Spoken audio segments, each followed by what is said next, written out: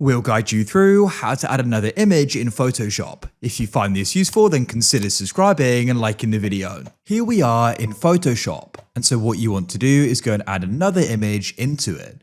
We're going to guide you through how this can be done step by step. Perhaps it's a logo, perhaps it's a picture of you or someone else, or even just another image. It doesn't matter, we're going to guide you through how this can be done step by step.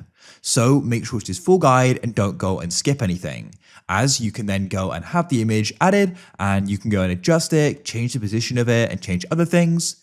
And of course you can go and add and do this with multiple as well.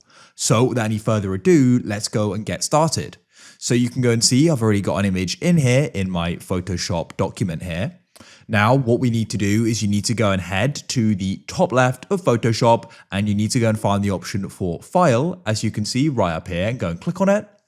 Now you want to come down the list of options and you want to go and find the option for Place Embedded, like so. Now what's going to happen is your File Explorer will open and you need to go and find the image you want to do it with. So I'm going to go and press on Thumbnails.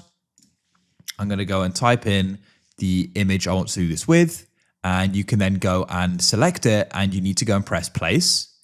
After you've gone and placed it, you can see it here. Now don't worry, we can do different things, resize it, remove the background, etc.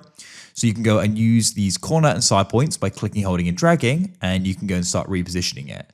You can change it again later. Just for now, go and press the tick so it's gone and added.